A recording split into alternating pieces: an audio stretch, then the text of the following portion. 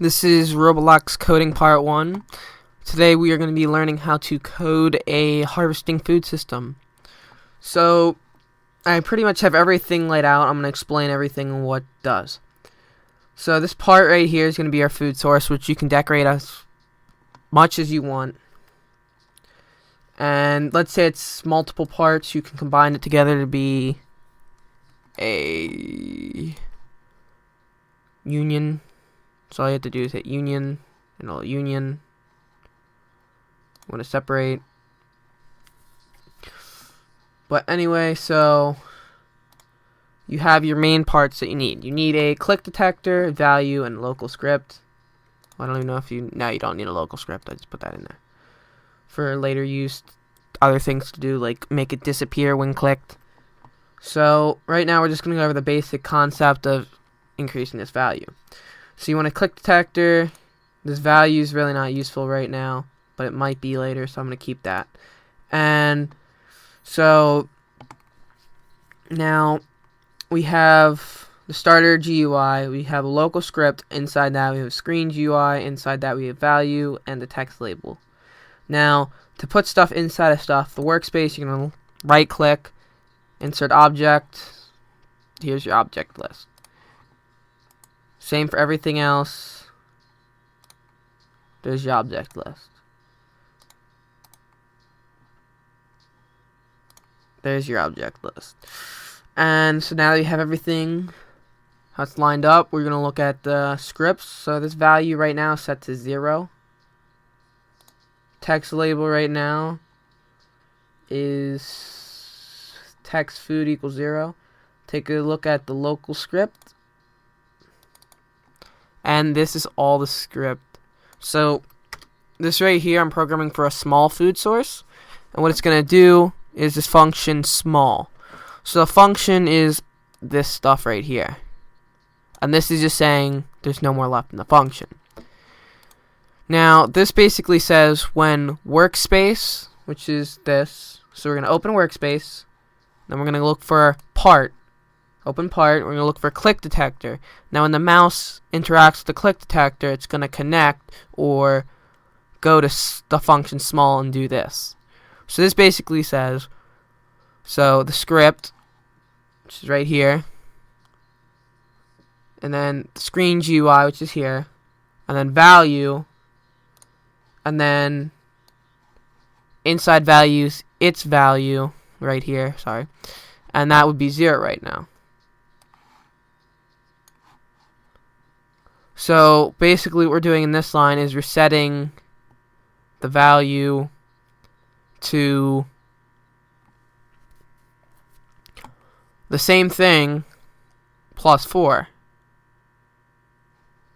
So that's going to be important for up here where we say basically we're going the same way down. We're going local script, screen GUI, value, or not value, text label. And then we're going inside the text label and going down to text. And we're saying the text equals, which in this, if you ever say a string of text, you always want to put it quotes. And then we put a period to say, oh, we're done with our text. And then we put another period to say, oh, wait, we're going to add something after the end of that. And it's going to be this value in number form. So play here. Now if you see,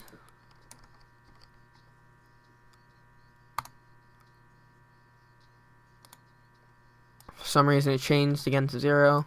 I don't know why.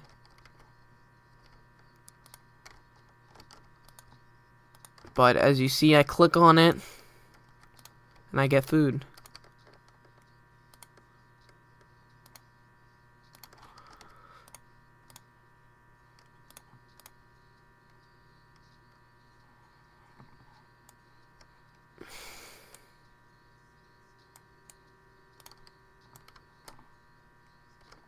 I don't know why it does that. But anyway, so for some reason, the first time I'm getting... okay. So...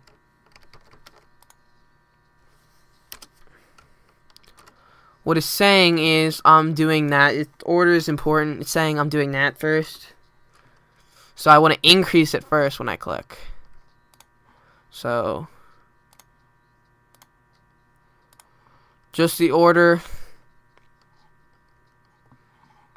makes a big difference. I need to get rid of the space when I type it in, but see, it goes up to 4, then 8, then 12, 16, and 20, 24, and so on and so forth.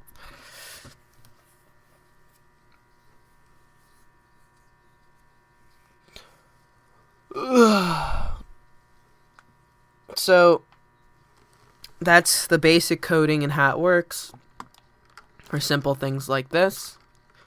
So we're gonna hop over now, if I can, to Roblox Studio, and we are going to go to My Games.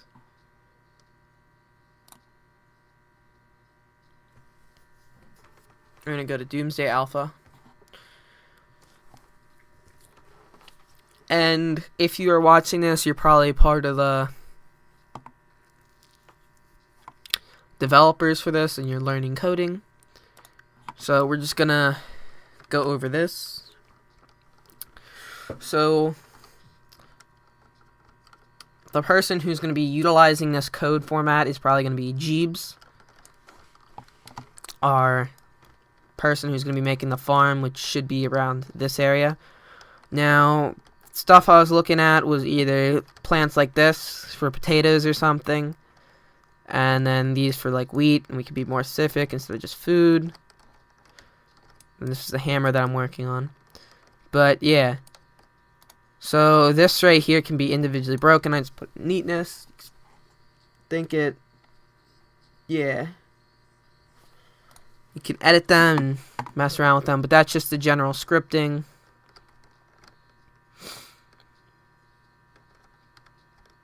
After you get basically the basics down and referencing stuff, it's pretty much easy from there. So you reference stuff and move stuff and properties. Because let's say you want a door that you press a button and it opens. What you can do is you can either A, edit the positioning of it, which is the rotation and stuff like that, or B, you can edit the visibility / can collide, which makes it so it looks like it's going away, but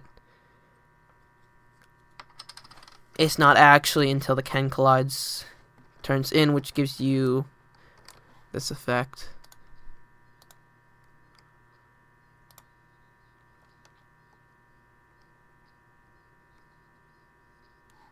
Okay, so I'm gonna go 1 1 1 7, and what it does is it makes it, all this door does is these numbers have a value and an order to them. So if you get them in that order, it puts it in the script and says, okay, now that this is complete, I'm gonna go on to the next thing. And the next thing would be to make the can collide off, which right now it can collide, which means you can't walk through it. And then it would turn that off, and then it would start changing the visibility so you can see right through it, so it looks like the door's not there. Or if you want to make like a garage door or something, you can make it so it moves in a one fluid motion, goes up and then around, or shrinks, scales, and size. You can change literally everything in the coding process of it. So it's basically just referencing it to get the basics down. Anything else from there, you can look to A, the videos I'm going to give you, or B, YouTube for extra hints, or my personal favorite, dragging things in and looking at the code of them and saying, oh, this is how this does this. I'm going to use it for mine. Or if I'm lazy, I drag it in, replace half the code, and be done with it. But yeah.